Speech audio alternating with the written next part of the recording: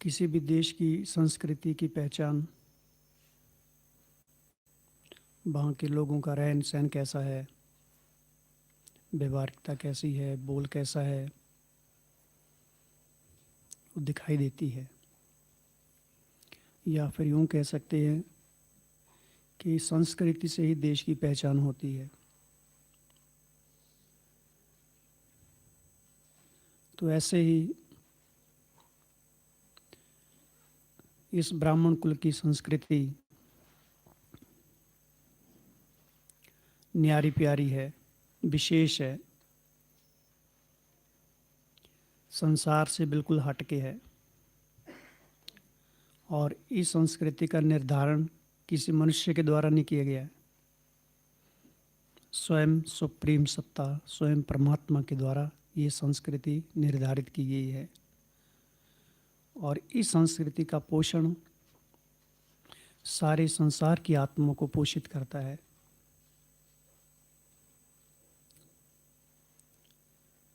जैसे वृक्ष है तो उसका जो बीज है उसमें सारी शक्ति होती है। तो बाबा कहते हैं तुम भी इस कल्प वृक्ष के मास्टर बीज रूप हो। जो भी हमारे संकल्प हैं, जो भी हमारी दृष्टि है, निरंतर हमारा जो एक एटीट्यूड बना रहता है, वृत्ति है, दृष्टिकोण, हमारे संकल्पों से प्रवाहित होने वाली तरंगे हैं,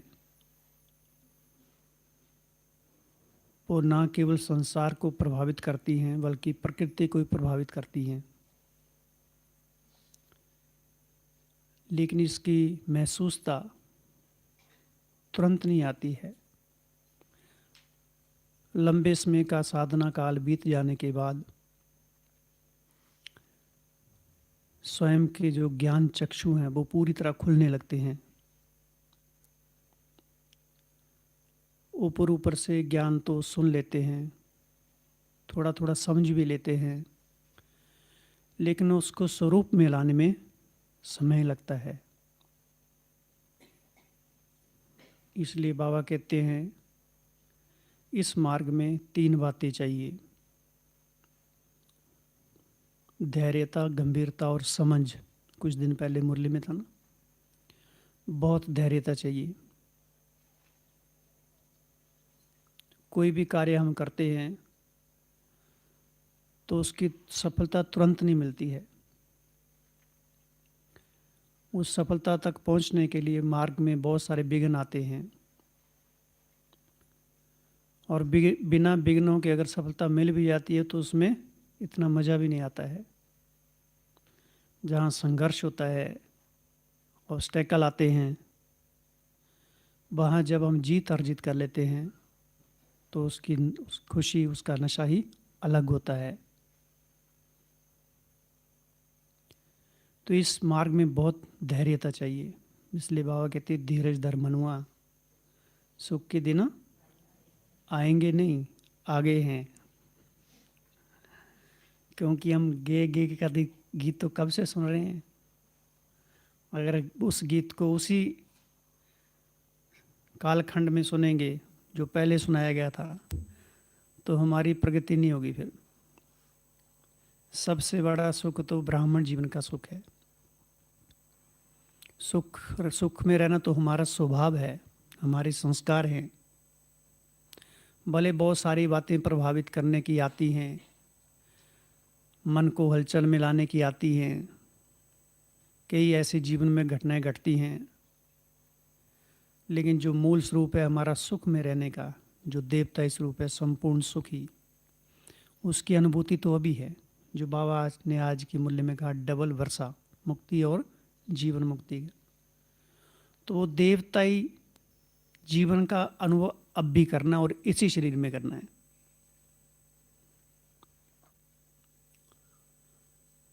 और ये शरीर तो वास्तव में देवताओं से भी उत्तम शरीर है। ये भले बाबा कहते हैं कि प्रकृति के तत्व पतित हो गए हैं, ये शरीर भी पतित हो गया है, लेकिन जिस पर परमात्म दृष्टि पड़ी हो, परमात्मा की कृपा हुई हो, उसके वाइब्रेशन की, प्योर वाइब्रेशन की निरंतर बरसात होती हो, तो वो शरीर तो वास्तव में रियल में देवताओं से भी उत्तम शरीर होना चाहिए।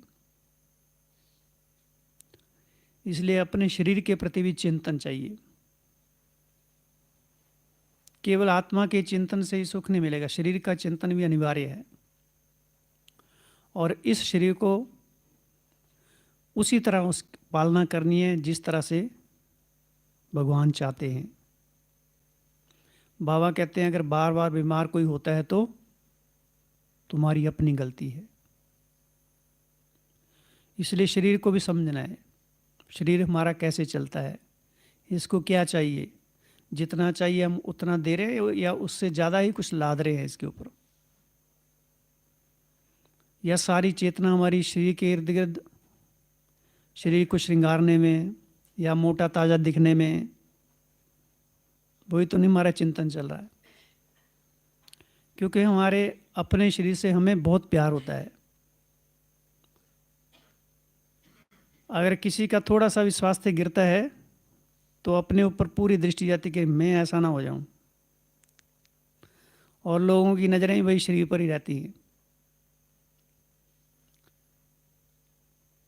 तो इस शरीर को देवताई संस्कृति में डालना है, क्योंकि जैसा अन्न वैसा मन, अन्न ही मन है।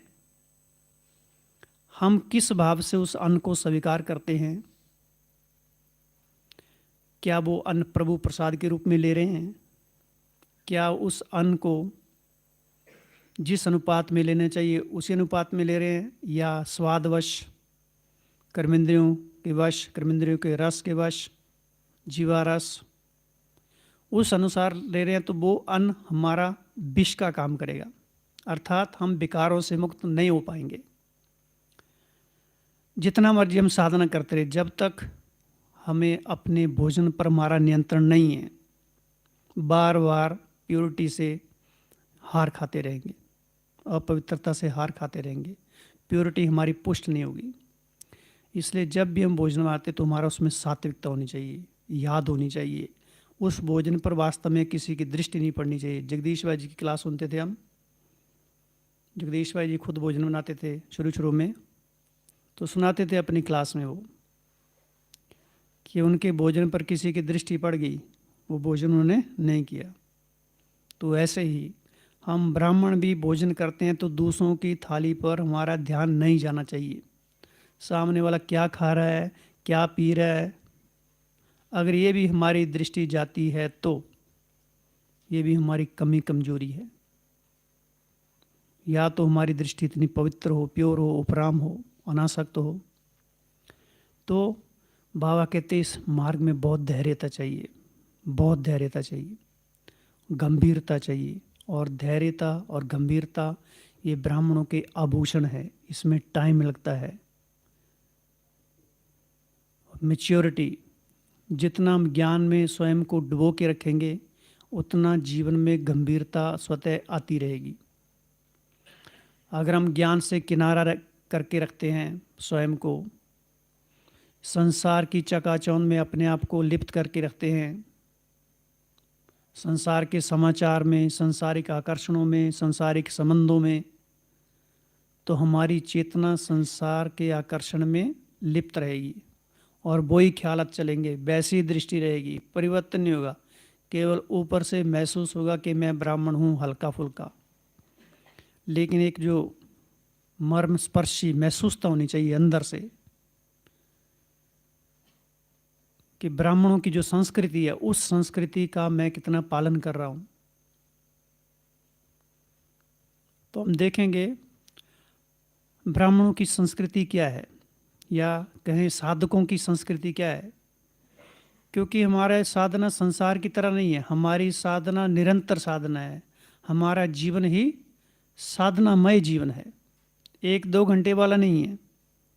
बाबा कहते हैं 1-2 घंटे वाले योगी नहीं, निरंतर योगी, निरंतर सेवाधारी, ये अंतिम अवस्था है जो कि अब अभी हमको पहले से बना के रखनी है।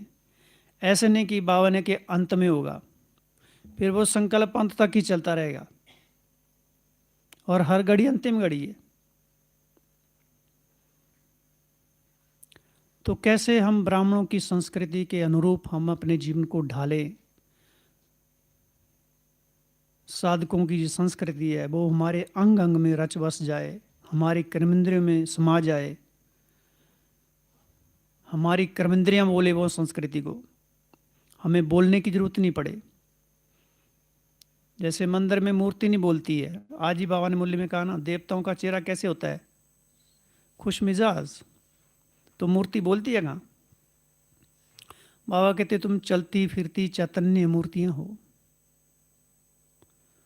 तो वो हमारे चेहरे से वो सारा कुछ दिखाई दृष्टिगोचर होना चाहिए। हमारे जीवन में जो बदलाव आ रहा है, हमारी दृष्टि में जो प्योरिटी है, और उसका अहम स्रोत है रोजाना की मुरली।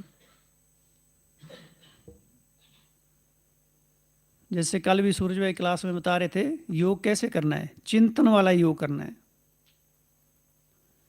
अगर बिना चिंतन के हम योग करते हैं तो लंबे समय तक नहीं चलता। हाँ,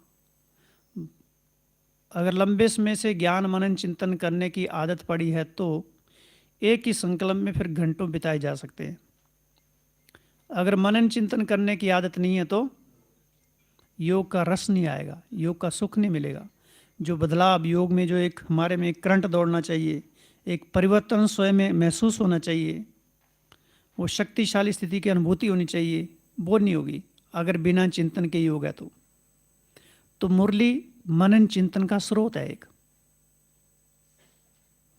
मनन का खजाना है। वो बताया ना, चिंतन कैसे शुरू करना है, खाली सोचना शुरू कर दो मुरली में क्या था, चिंतन धीरे धीरे बढ़ता जाएगा अपने आप। रुकना नहीं है, उस चिंतन को और बढ़ाओ। आज का नहीं याद आता कल का याद करो, कल का याद नहीं आता परसों का याद करो, अव्यक्त वाणी का याद करो, या खाली यही याद करो मुझे ज्ञान के कौन कौन से बिंदु याद हैं। तो चिंतन शैली ये दिन प्रतिदिन हमारे जीवन में समाहित होती जानी चाहिए। तो मुरली एक मनन चिंतन का अहम स्रोत है। दूसरा, मुरली अंडरस्टैंडिंग, स्वयं को समझने का प्रयास है। वो स्वयं की समझ आती है, अर्थात व्यवहारिकता हमारी कैसी होनी चाहिए, कौन से समय किस व्यक्ति के आगे किस परिस्थिति में क्या बोलना चाहिए, ये मुरली हमको सिखाती है। अगर ये हमारे जीवन में बदलाव नहीं आ रहा है अर्थात हम मुरली से कोसों दूर हैं, और मुरली से कोसों दूर है अर्थात भगवान की कृपा दृष्टि से भी स्वयं दूर हैं। हमारी अंडरस्टैंडिंग समझ अभी विकसित नहीं हो रही है, अर्थात हम ऊपर ऊपर में तैर रहे हैं। मुरली तो एक सागर की तरह है, जो बाबा कहते अंदर में जाने से क्या मिलेगा, रतन। और रतन मिलने के तो क्या होता है, नशा होता है, खुशी होती है। आज की मुरली में था ना नशे की बात, कौन से बच्चों को नशा रहता है, जो देही अभिमानी स्थिति में रहते हैं उन्हें नशा रहता है। कौन सा नशा रहता है, कि हम ब्रह्मांड के मालिक बनेंगे, हम बाबा के बच्चे हैं। तो मुरली की डेप्थ में जाते हैं तो अंडरस्टैंडिंग आती है, समझ आती है स्वयं के प्रति, हमें स्वयं के रियलाइजेशन महसूसता कराती है। वो हु एम आई, वो वास्तव में एक आत्मा का कोर्स तो हम कर लेते हैं, बाकी तो सारा मुरली से हमको पता चलता है। बाबा कहते तुम हो राज ऋषि, अब ये कोर्स में थोड़ा बताते हैं। तुम हो स्वदर्शन चक्रधारी, विश्व कल्याणकारी, ये कोर्स में थोड़ा बताते हैं। ये तो सारा मुरली के अंदर ही एंट्री होने से पता चलता है। तो हमारी जो सारी संस्कृति जो आत्मा के अंदर छिपी हुई है, वास्तविकता है, वो मुरली की डेप्थ में जाने से उसकी रियलाइजेशन, उसकी महसूसता होती है। तो महसूसता की शक्ति को विकसित करती है, और स्वयं की कमी कमजोरियों से भी हमारा सामना होता है फिर, और उन कमी कमजोरियों का सामना करने की हमारे में ताकत आती है। और बार बार अगर हम फेल भी होते तो मुरली फिर से नया सेंटेंस उठ के ऊपर उठते हैं हम।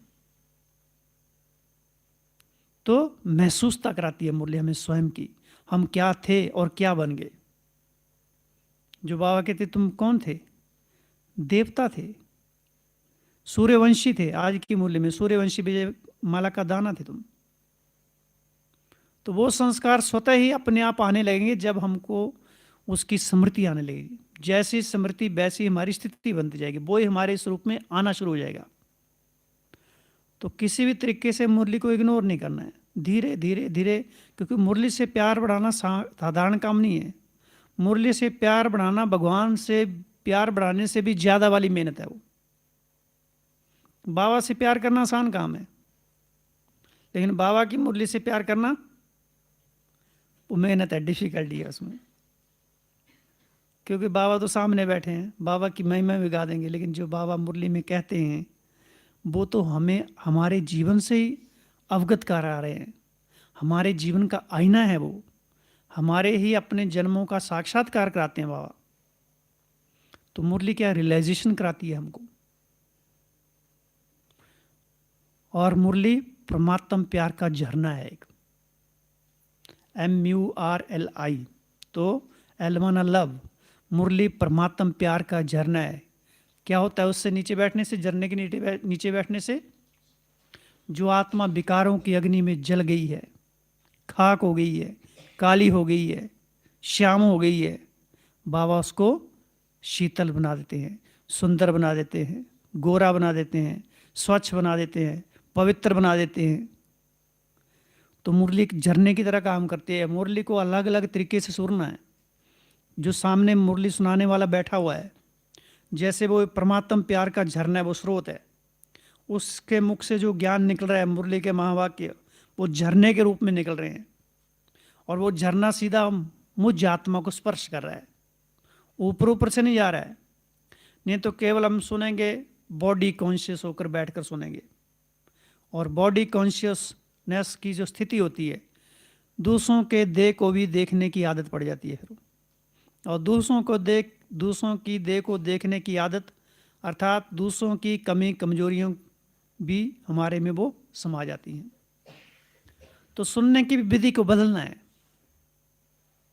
तो मुरली क्या है? एक झरना है, शीतल झरना है, जो एक तेज धूप में हमें शीतलता प्रदान करती है। संसार में क्या है? विकारों की आंधी है। सारा संसार वासनाओं की आंधी में है, वासनाओं की जकड़ में है। तो हमें स्वयं को देखना है, कभी हम भी तो नहीं उसी में है। तो एक झरने का रूप काम करती है। परमात्म प्यार का झरना निरंतर हमारे ऊपर बहते रहना चाहिए, अलग अलग उसके महसूसता करनी है। नेक्स्ट है, मुरली धारणा को मजबूत करती है। कोई भी धारणा हमारी अगर नीचे ऊपर होती है तो बाबा क्या कहते हैं? उमंग उत्साह से हमको फिर से उठाते हैं। बच्चे, तुम्हें संकल्प पाएंगे, लेकिन तुम्हें गिरना नहीं है, कर्म में नहीं आना है। हार होती है, फिर बाबा हमको उठा देते हैं, फिर प्रयास करो, फिर प्रयास करो। तो उमंग उत्साह का वो केंद्र बिंदु है, स्रोत है वो। अगर हमारा उससे किनारा होगा तो हमारी प्रगति नहीं होगी, उत्थान नहीं होगा, जीवन में परिवर्तन नहीं दिखाई देगा। वो जो एक रोचक स्वभाव बनना चाहिए या रोचक पुरुषार्थ करना चाहिए, एक रचनात्मक पुरुषार्थ का जो रास्ता प्रशस्त होना चाहिए, वो नहीं होगा। तो ये मुरली की 5 बातें हैं। MURLI, M से मनन चिंतन। और मनन चिंतन कब करना है? केवल योग केस में नहीं करना है, योग केस में तो करना ही है, चलते फिरते भी किया जा सकता है, सेवा करते भी किया जा सकता है। लक्ष्य रखना, भले हो अगर मुरली याद नहीं तो 10 पॉइंट हमको मुरली की याद करने हैं, धीरे धीरे 1 2 3 4 सवेरे सवेरे मुरली सुनते सुनते वो लिख लेने चाहिए, फिर सारा दिन उसको रिवाइज करते रहो। तो मुरली क्या है? एक मनन चिंतन का स्रोत है वो। और दूसरा, मुरली अंडरस्टैंडिंग, समझ देती है हमको, हमारी समझ का विकास करती है वो। राइट क्या है, रॉन्ग क्या है, जज योरसेल्फ बाबा कहते हैं। तो स्वयं की समझ को विकसित करने का अहम माध्यम है वो, अहम स्रोत है अंडरस्टैंडिंग। नेक्स्ट, रियलाइजेशन, महसूसता आती है कि मैं कौन था और अब क्या बन गया हूँ। हमारा वो साक्षात्कार कराती है, स्वयं का ही साक्षात्कार। और परमात्म प्यार का झरना है, एल फॉर लव, वो झरना निरंतर हमारे ऊपर बहते रहना चाहिए। और इम्बाइब, धारणाओं को मजबूत बनाने का एक माध्यम है। तो ये मुरली की 5 बातें थी। अब हम देखेंगे साधकों की संस्कृति, उसमें 12 बातें देखेंगे। हमारे जीवन में वो जो नेचुरल नेचर बन जानी चाहिए। अगर वो हमारे जीवन में नेचुरल नेचर नहीं बनी है तो उसके लिए पुरुषार्थ करना है, और पुरुषार्थ निरंतर होते रहना चाहिए। इसलिए बाबा एक एक सेकंड का महत्व बताते हैं। तो सबसे पहली बात है ब्राह्मणों की या साधकों की संस्कृति की सबसे पहली बात सोल कॉन्शियसनेस, देही अभिमानी स्थिति। आज की मुरली में था, या फिर जो भी लास्ट मुरली चली है, कौन सी तारीख को चली है व्यक्तवाणी? 17 फरवरी को चली ना अभी। हाँ, तो बाबा ने एक मुख्य अभ्यास यही बताया, मुख्य प्रैक्टिस जो हमको निरंतर करते रहना चाहिए, क्या? आत्मा देखने का, और ये हमारा फाउंडेशन है। और इसमें बताया था, कल विधि सहज ही बताई थी, क्लास में बताई थी कल रात को। कौन सी विधि बताई थी? ये नहीं कि मैं ऊपर ही पहुंच गया हूँ, केवल संकल्प की बात है। यहाँ हम बैठे बैठे से भी फील करो कि शरीर अलग बैठा हुआ है, मैं आत्मा शरीर यहाँ कुर्सी पर सिंहासन पर बैठी हुई हूँ। ये सारा आंतरिक पुरुषार्थ है। ये ऐसा नहीं कि बॉडी से हम बिल्कुल अलग ही हो जाएंगे, उस स्थिति महसूस होगी। हमारे संकल्प इस बॉडी से चिपकेंगे नहीं, अर्थात हमारे संकल्प से देह के प्रति नहीं चलेंगे, आत्मा के इर्द गिर्द ही घूमते रहेंगे। आत्मा की विशेषताएं, आत्मा की क्वालिटीज, उसके गुण, उनका चिंतन चलते चलते हम इस बॉडी से अपने आप डिटैच होने की अनुभूति करेंगे। जैसे मैं आत्मा इन आंखों से देख रही हूँ, एक संकल्प है। अगर हमको इस लंबे समय से इस संकल्प को हमने अपना एक अंग बना लिया है, तो फिर उसकी अनुभूति सहज होने लगेगी, क्योंकि हमने आदत बना दी है। जैसे कोई भी अगर आदत बना दो और वो आदत पड़ गई, तो बार बार ना चाहते भी हमारा ध्यान वहीं जाता है। किसी बच्चे को कोई एक काम नहीं करना है और उसको बार बार ध्यान उसका उधर ही जा रहा है, तो जितना मर्जी बोल दो आप, ध्यान तो उसका उधर ही जाएगा। ऐसे भी मन हमारा एक छोटे बच्चे की तरह है। तो मन को ये संकल्प देना है, कौन सा? मैं आत्मा इन आंखों से देख रही हूं। इस संकल्प को बार बार रिवाइज करना है, स्मृति का जल देना है। बाबा कहते हैं जितना उस संकल्प को स्मृति का जल देंगे उतना वो शक्तिशाली होगा, उतना वो हरा भरा होगा। जैसे पेड़ को अगर लगा दिया हमने, बीज तो बो दिया, छोटा पौधा लगा दिया, अगर उसको पानी नहीं दिया तो सूख जाएगा वो। तो बाबा भी ऐसे हमें श्रेष्ठ संकल्पों के बीज हमारे मन रूपी धरनी पर सवेरे सवेरे बो देते हैं ऊपर, लेकिन हम उनको स्मृति का जल नहीं देते हैं, इसलिए वो पोषित नहीं होते हैं, वो वैसे के वैसे रह जाते हैं। फिर अगला दिन आता है, अगले दिन में बाबा फिर नए बीज बोते हैं, फिर सारा दिन ऐसे बीत जाता है। तो हमारा परिवर्तन होता नहीं, फिर जीवन में हरियाली आएगी नहीं, सूखा पड़ा रहेगा, अकाल पड़ा रहेगा। ब्राह्मण जीवन में भी फिर संकल्पों का अकाल रहेगा। तो इस मन रूपी धरनी पर जो भी हम संकल्प बोते हैं, उन संकल्पों को शक्तिशाली बनाने के लिए, उनको पावरफुल बनाने के लिए बार बार स्मृति का जल देना है। क्योंकि दिखाई थोड़ा नहीं दे रहा संकल्प क्या कर रहे हैं हम अंदर में, ये तो सारी अंदर की बात है, गुप्त बात है, गुप्त पुरुषार्थ है। तो क्या संकल्प करना है हमको? सोल कॉन्शियस स्थिति के लिए, सोल कॉन्शियसनेस स्थिति के लिए मैं आत्मा इन आंखों से देख रही हूँ, इस संकल्प को बार बार दोहराना है सारे दिन में।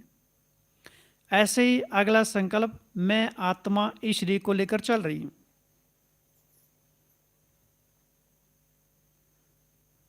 मैं आत्मा इन आंखों से भोजन कर रही हूँ।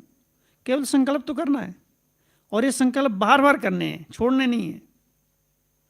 अगर ये संकल्प नहीं किए तो हमारा सारा ध्यान आत्मा की बजाय बॉडी की तरफ ही जाएगा। फिर पूरा दिन बॉडी कॉन्शियसनेस की स्थिति रहेगी। स्वयं का भी देह हमें आकर्षित करेगा और दूसरों के देह भी आकर्षित करते रहेंगे। और सबसे बड़ी बात तो यही है, या तो फिर दूसरों का देह अगर देखना है तो बाबा क्या कहते हैं, फरिश्ता रूप में देखो। लेकिन सबसे पावरफुल जो स्थिति है वो ये है आत्म अभिमानी स्थिति। सारे विकारों की उत्पत्ति देह अभिमान से होती है, इसलिए बाबा बार बार कहते हैं देह अभिमान सबसे बड़ा भूत है, वो सबसे बड़ा विकार है। आज भी भूत की बात थी ना, कौन सा भूत है आज? क्रोध का भूत। अगर किसी में क्रोध आए तो क्या समझना चाहिए? हाँ, समझना चाहिए, बोलना नहीं चाहिए, लेकिन बोला तो खतरा है, तो भूत सीधा हमारे में प्रवेश कर जाएगा। वो भूत तो एकदम ताक में बैठा होता है, कब थोड़ी सी खिड़की खुले, कब थोड़ा सा रास्ता मिले तो मैं अंदर एंटर कर जाऊं। तो सेल्फ सोल कॉन्शियसनेस अर्थात देही अभिमानी स्थिति बनाने की स्वयं एक योजना प्लान करनी, स्वयं के चिंतन को बढ़ाना है। दूसरे के चिंतन के बल पर हम कब तक चलते रहेंगे? स्वयं के चिंतन को बढ़ाओ, स्वयं का मार्ग खुद ही प्रशस्त करना है, खुद ही निर्माण करना है, हर एक इंडिपेंडेंट पुरुषार्थ करना है। एक है सामूहिक पुरुषार्थ, भट्टियाँ होती हैं, बड़े बड़े स्तर पर होती, माताओं की भट्टियाँ, भाइयों की भट्टियाँ, कुमारों की भट्टियाँ, कुमारियों की भट्टियाँ, ये तो होती हैं। लेकिन इंडिविजुअल पुरुषार्थ, एक व्यक्तिगत पुरुषार्थ, और वो पावरफुल होता है, क्योंकि जो व्यक्तिगत पुरुषार्थ करते हैं वो हमारी स्वयं की प्लानिंग होती है, स्वयं की व्यवस्थाओं को देखते हुए, स्वयं की दिनचर्या को देखते हुए, साथियों को देखते हुए, परिवार को देखते हुए वो प्लानिंग खुद निर्माण करनी है। क्योंकि सुनाने वाला जो सुनाता है वो अपनी जीवन शैली के अनुसार सुनाता है, उसको सामने वाले की जीवन शैली, परिस्थितियाँ, समस्याएं कैसे हैं, उसके घर के मेंबर कैसे हैं, उसके घर के संबंध कैसे हैं, पता थोड़ा नहीं है, सबका अपना अपना है। तो हमें व्यक्तिगत पुरुषार्थ के लिए स्वयं ही प्लानिंग करनी है, स्वयं ही एक चार्ट क्रिएट करना है। तो पहला, आत्म अभिमानी स्थिति में पारंगत हो जाना है। दूसरा है सेल्फ सिक्योरिटी, स्वयं की सुरक्षा। किस किस चीज़ से सुरक्षा करनी है बताइए आप? अभी कौन सी चीज़ से स्वयं की सुरक्षा करनी है? बुरी आदतों से स्वयं की सुरक्षा करनी है, और परचिंतन से, व्यर्थ संकल्पों से। 17 तारीख की मुरली में था ना, बाबा ने कहा व्यर्थ संकल्प, नेगेटिव संकल्प, व्यर्थ सुनने से, संग दोष से,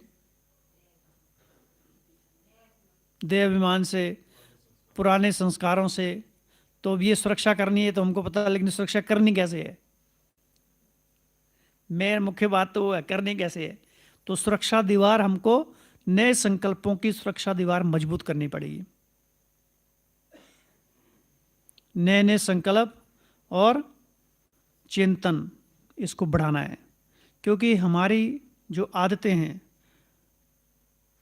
जो खराब आदतें हैं, उनको अच्छी आदतों में बदलने के लिए टाइम लगता है। इसलिए बताया कि धैर्यता बहुत चाहिए इसमें। तो अच्छी आदतें कौन सी निर्माण करनी है? जैसे एक अच्छा स्टूडेंट होता है, तो अच्छे स्टूडेंट को अपने लक्ष्य के प्रति पूरा ध्यान रहता है। तो हमें भी अगर स्वयं की सुरक्षा करनी है तो अच्छी आदत अर्थात हमें अपने लक्ष्य के प्रति स्वयं सजग रहना है, सतत जागरूकता चाहिए उसमें।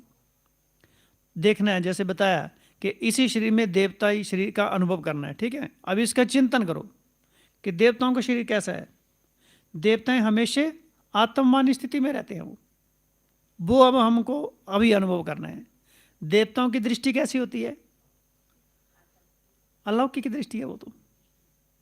देवताओं का भोजन कैसा होता है?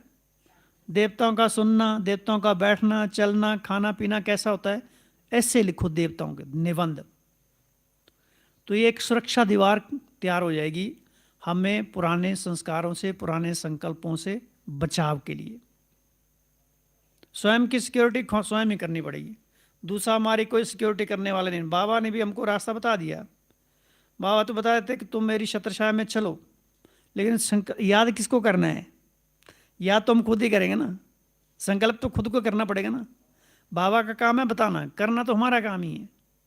टीचर का काम है बताना, करना तो स्टूडेंट का काम ही होता है। बाकी ऐसा नहीं कि बाबा सामने आएगा, हमको दृष्टि देता रहेगा और हमारी सुरक्षा होती रहेगी, ऐसा कुछ नहीं है। उसने जो बताना था वो बता दिया है, करना खुद को ही पड़ेगा। ऐसा नहीं कि बाबा आ जाओ और बाबा आ जाएंगे, लेकिन हमने पहले कुछ किया ही नहीं और बाबा आ जाओ, क्यों आएगा बाबा? इतने सालों से जो बाबा ने कहा हुआ है वो तो हमने किया ही नहीं, और लास्ट में जब पूरे संसार के बुरी बातों में लिप्त रहे और अंत में बाबा को पुकार रहे हैं। इतना समय तो हमने उसका ध्यान नहीं रखा, इतना समय तो हमने उसके समय का कदर नहीं किया, उसकी वाणी का कदर नहीं किया, उसकी सेवाओं का कदर नहीं किया, उसके संग का कदर नहीं किया, और अंत में पुकार रहे हैं। पुकारने से आएगा तो जरूर, लेकिन सहायता भी उसी अनुरूप में मिलेगी जित आज के मूल्य में था ना, तुम भगवान के मददगार बनते हो। तो हम इस समय कितना उसके मददगार बन रहे हैं, उसी अनुपात में हमको अंत में मदद की अनुभूति होगी। तो सेल्फ सिक्योरिटी। दूसरी बात है, स्वयं की सुरक्षा खुद करनी है, उसकी प्लानिंग करनी है कैसे हमारी स्वयं की सुरक्षा हो। तीसरा है स्पिरिचुअल स्पीच। हमारी जो वाणी है इसमें रूहानियत होनी चाहिए, स्पिरिचुअलिटी होनी चाहिए, संसार की तरह शब्द नहीं होनी चाहिए, किसी के दिल को भेदने वाले शब्द नहीं होने चाहिए। कोई बेचारा पहले गिर रहा है और हम उसको और ही डरा दें। बाबा कहते तुम्हारा काम है गिरते हो को उठाना, ना कि गिरे हो को गिराना। पहले से कोई कमजोर है और ऊपर से आके कह रहा है तुम दुबला पतला है, तुम कमजोर हो गया है, और ही उसको गिरा रहे हैं। क्योंकि सबकी स्थिति एक जैसी नहीं है। माँ बच्चे को कहती है कभी तुम तो है ही नालायक, भले बच्चा कैसा भी हो, माँ क्या कहेगी, मेरा राजा बच्चा है। तो भगवान भी हमारी माता है, तो भगवान की वाणी कैसी है, उसकी स्पीच कैसी है, तो हमारी वाणी कैसी होनी चाहिए। तो जो बाप की वाणी है वही तो बच्चों की वाणी होनी चाहिए ना। बाप की पहचान कैसे होगी, जो बच्चे उसकी वाणी बोलेंगे तभी तो उसकी पहचान होगी, नहीं तो कौन कहेगा हम भगवान के बच्चे हैं।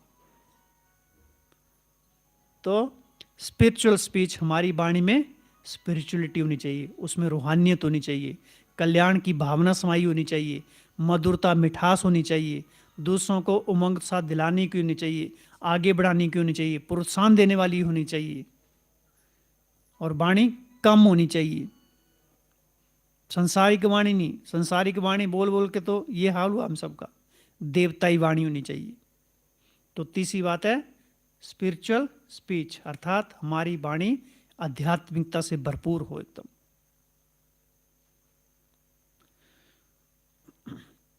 चौथी बात है साइलेंस। लंबे समय से साइलेंस का अभ्यास करना है। जहां हमको बोलने की जरूरत नहीं है वहां नहीं बोलना है। वैसे सवेरे सवेरे कई बार योग में देते हैं, योग के बाद ही शुरू कर देते हैं बोलना। यहाँ आकर क्या बोलने की जरूरत है, मधुबन में इतनी जरूरत नहीं है। घर में तो बहुत बोल के देख लिया है, यहाँ की एनर्जी जमा करो, साइलेंस में चले जाओ, खो जाओ, मन को भी थोड़ा आराम दो। नहीं तो जो अर्थ बोलना ही सिद्ध करता है कि मन को हमने बहुत बिजी रखा हुआ है, मन को ऐसे वैसे संकल्पों से भर के रखा हुआ है। मन बेचारों उन्हीं संकल्पों में परेशान में है, उलझन में है, और हम और ही उलझ जा रहे हैं। बाबा कहते जब भी मौका मिले मेरे पास आ जाओ, अपने मन को साइलेंस में ले जाओ।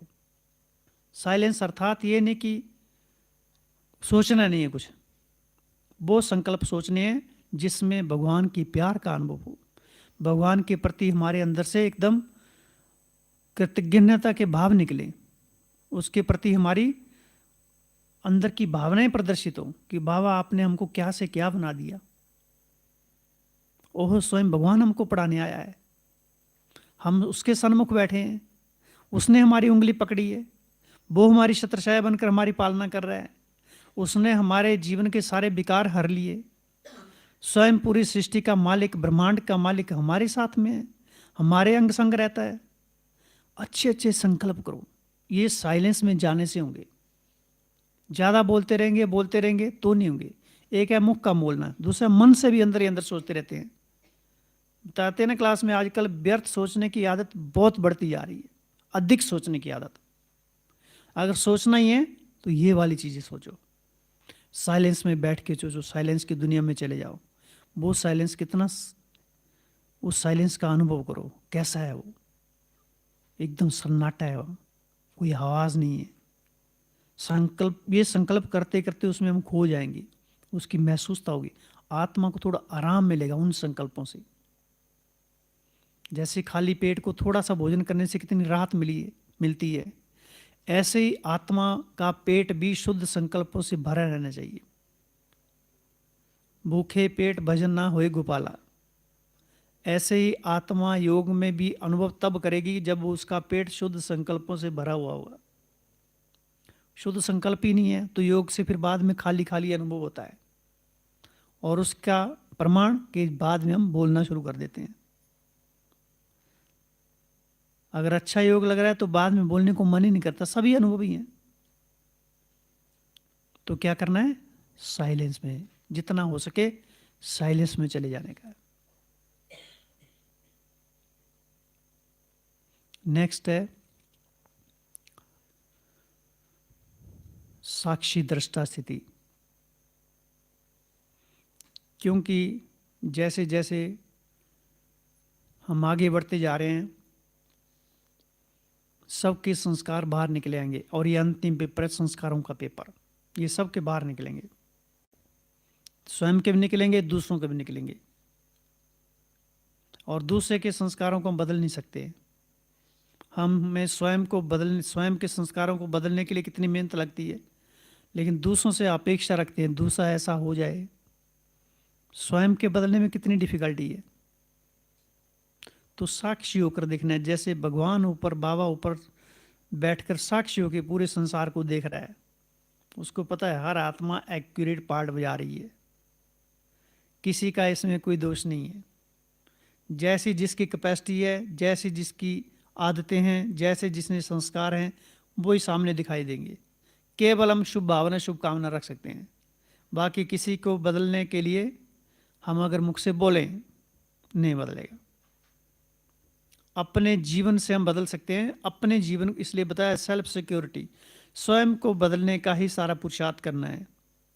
स्वयं को बदल दिया, दूसरों के प्रति हमारे मन में शुभ संकल्प तभी उपजेंगे, तभी पैदा होंगे जब हमने स्वयं को बदलने का संकल्प रखा है, बदलने की थोड़ी स्वयं के प्रति नज़र रखी है। नहीं तो दूसरों के प्रति हमारा वो संकल्प काम ही नहीं करेंगे वो। तो साक्षी दृष्टा, और ये बहुत अच्छी स्थिति है, इसमें कोई कुछ भी होता रहता है। साक्षी होकर देखो, कहीं नुकसान भी दिखाई देगा, कभी फायदा भी दिखाई देगा, लेकिन हर चीज़ से उपराम। और ये संसार की छोटी छोटी जब स्थिति हमारी बहुत उच्च कोटि की स्थिति है, साक्षी दृष्टा के सिंहासन पर जब हम बैठे हैं, तो संसार बाबा क्या कहते हैं, ऊंची स्थिति पर चले जाओ, तो नीचे वाली चीज़ें क्या देखती हैं, छोटी छोटी दिखती हैं। तो ये सारी चीज़ें, सारी परिस्थितियाँ, सारे विघ्न, सबके संस्कार छोटे छोटे दिखेंगे। ये तो चींटी की तरह है, वो भी मरी हुई चींटी की तरह है। हमारी स्थिति की कीमत अनमोल है, उसकी कोई मोल नहीं है। तो दूसरों की स्थिति के पीछे अपनी स्थिति खराब नहीं करनी है, क्योंकि संस्कार बाहर निकलने का अभी अंतिम समय चल रहा है, देख रहे हैं हम संसार की हालत भी। तो साक्षी दृष्टा के सिंहासन पर बैठे रहने की प्रैक्टिस निरंतर चलती रहनी चाहिए। नेक्स्ट है सतत साधना, निरंतर साधना। साधना जो है हमारी विशेषताओं को निखारती है। हमारी जो बुद्धि की ब्लॉकेज हो गई है, चिंतन के नए नए रास्ते खुलेंगे। जो हमने अब तक जो भी पुरुषार्थ किया है, जितने भी ऊर्जा का संरक्षण किया है, वो चिंतन हमारी ऊर्जा को सुरक्षा प्रदान करेगा, संरक्षित करके रखेगा। इसलिए सतत साधना होती रहनी चाहिए, क्योंकि जैसे हम बाबा से जुड़ेंगे तो जो उसके संस्कार हैं, जो उसके वाइब्रेशन हैं, जो उसकी हमारे प्रति इतनी ऊंची दृष्टिकोण है, वो हमें फीलिंग होगी, महसूस होगा। नहीं तो संसार के आकर्षण छोड़ते नहीं है। साधना फिर साधनों की तरफ चली जाती है, और साधन जबरदस्त आकर्षण है, और सारे साधन एक ही साधन में सिमट गए, और वो है मोबाइल। मोबाइल जैसे एक परिवार का प्रिय मेंबर हो गया है। परिवार के मेंबर को चोट लग जाए तो चलेगा, लेकिन मोबाइल की स्क्रीन नहीं टूटनी चाहिए। स्क्रीन टूट जाती है तो दिल, चोट कहाँ लगती है, दिल में। ऐसा हो गया मोबाइल से एडिक्शन हमारा, मोबाइल से कितना प्यार हो गया है। तो सतत साधना चलती रहनी चाहिए। नेक्स्ट है सत्संग। अपने संग की भी संभाल रखनी है। सारे दिन में हमारा संग कैसा है, जैसा संग वैसा रंग। एक है स्थूल संग, दूसरा है सूक्ष्म संग। स्थूल में तो हम ठीक है एक दो के आसपास रहते हैं, लेकिन भीड़ में भी हमें अपने संग को नहीं छोड़ना है। जो सत्य का संग है, जो सुप्रीम सत्ता का संग है, उसका संग नहीं छोड़ना है। उसके संग का रंग हमारे ऊपर निरंतर चढ़ते रहना चाहिए। और उसके रंग कौन से हैं? उस सत्य के कौन से रंग है? सत्यम शिवम सुंदरम, पवित्रता के, प्योरिटी का रंग है, शांति का रंग है, आनंद, प्रेम, सुख, कितने सारे खजाने हैं। तो उसके साथ हमको होली मनाते रहना। अभी होली का पर्व आएगा ना, तो सच्ची सच्ची होली बनानी है। सत्य के संग में हमको उसके रंगों में रंग जाना है। सत्य का संग तारे, कुसंग बोरे, है ना। संसार में भी ये शिक्षाएं मिलती रही हैं, लेकिन वास्तविकता से तो हम अभी परिचित हो रहे हैं कि उनका वास्तविक अर्थ क्या होता था। पढ़ाई तो सबने पढ़ी है, लेकिन प्रैक्टिकल में अनुभूति अब कम कर रहे हैं। तो ये ब्राह्मण जीवन में सत्संग की बहुत बड़ी, इस साधकों की संस्कृति में बड़ी भूमिका है। साधुओं का संग साधुओं के साथ ही होता है। संसार में जो साधु होते हैं वो पब्लिक में ज़्यादा नहीं जाते, अगर जाते भी तो केवल अपना प्रवचन करते हैं, और संग साधुओं का ही रहता है।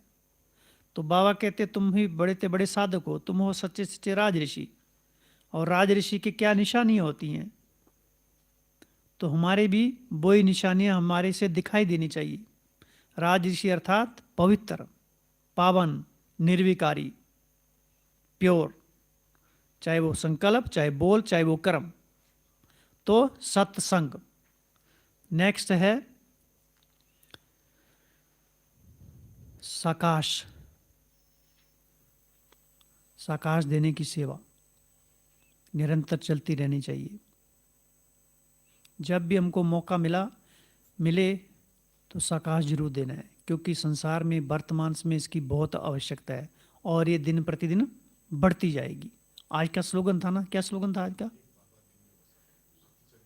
हाँ, एक बाबा का ही संकल्प हो, बाबा को दिल में बसा लो तो वही मनसा, उनकी मनसा शक्तिशाली होगी।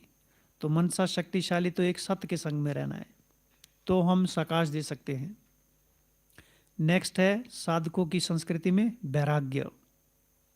संसार के जितने भी आकर्षण हैं सबसे हम अच्छी तरह से परिचित हैं।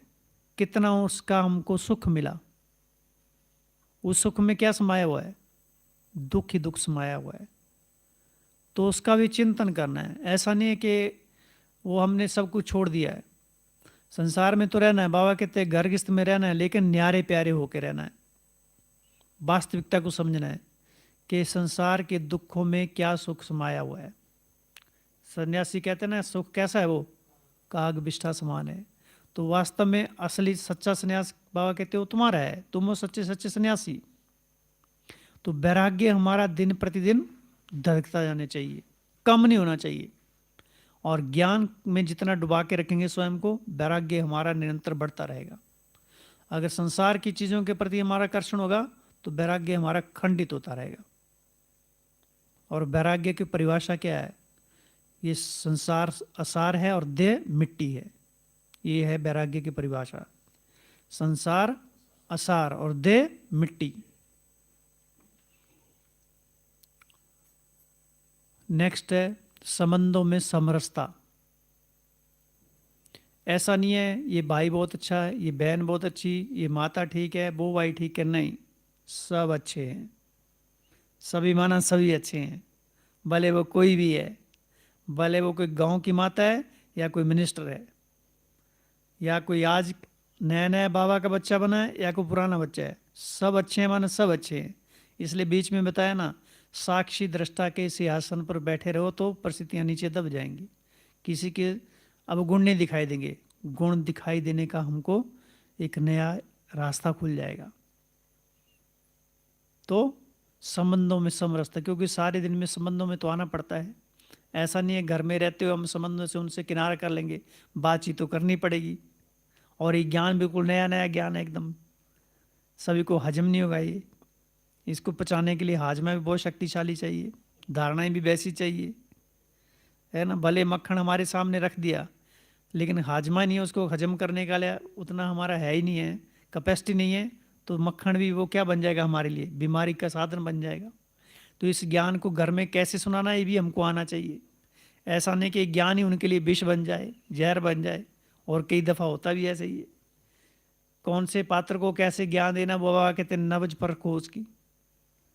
नहीं तो सीधा पकड़ के हम उसको बाबा बाबा कहते रहे, वो बोलेगा मुझे नहीं चाहिए तेरा बाबा। अपने बाबा को अपने पास ही रखो। तो नब्ज देख के कहाँ कैसे इसको यूज करना है, वो हमें स्वयं देखना है। क्योंकि संबंध तो हमारे आदि काल से अंत तक रहेंगे, संबंधों में तो आना ही आना है। और इसकी कला अभी हमको सीखनी है, संबंधों को निभाने की कला। कितना बड़ा परिवार होता है, सबके साथ मिलजुल कर चलना, सबका दिल जीतना। और वो कैसे होगा, घर में सबको सहयोग देना। ऐसा नहीं है हमारी धारणाएं ऐसी हैं तो हम उनके बिल्कुल किनारा कर दे, इग्नोर कर दे, नहीं। उनके साथ चलना, इसकी कला सीखनी है। सामने वाले के दिल को पढ़ना है, उनके मन के कैसे भाव हैं, उनको कैसे हम अपने स्नेह में या बाबा का स्नेह कैसे दें उनको, डायरेक्ट या इनडायरेक्टली। उनके कौन से कर्मों में हम सहयोगी बन सकते हैं। ऐसा नहीं हर कर्म में सहयोगी बनना है, कई तो ऐसे कर्म हैं जिसमें हम उनके सहयोगी बन सकते हैं। तो उनकी मनोदशा को समझना है। तो संबंधों में समरसता। नेक्स्ट है संपत्ति, ज्ञान की संपत्ति अर्जित करनी है। अर्थात बीच में बताया ना, ज्ञान के साथ सारा दिन खेलते रहना है, खेलते रहना है। रत्न है ये, एक एक रत्न बाबा कहते बहुत कीमती है, लाखों रुपए का एक रत्न है। तो देखना है सारे दिन में हमने कितने रत्न एकत्रित किए हैं। तो कितनी बातें हो गई, 11 होगी, 12 होगी, 11 होगी। अब 12 आप बताओ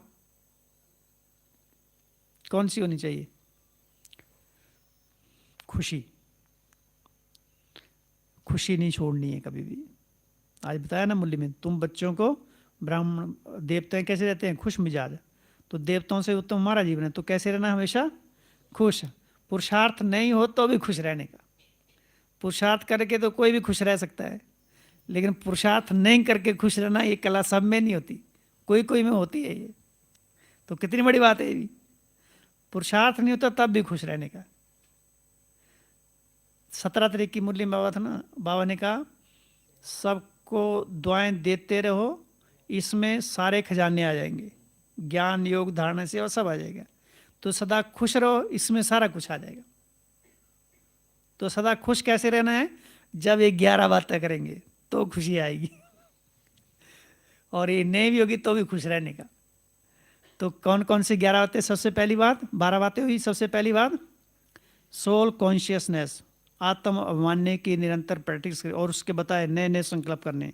मैं आत्मा इन आँखों से देख रही हूँ, मैं आत्मा हाथों से कर्म कर रही हूँ, मैं आत्मा अपने शरीर को लेकर चल रही हूँ, है ना। अलग अलग संकल्प करने।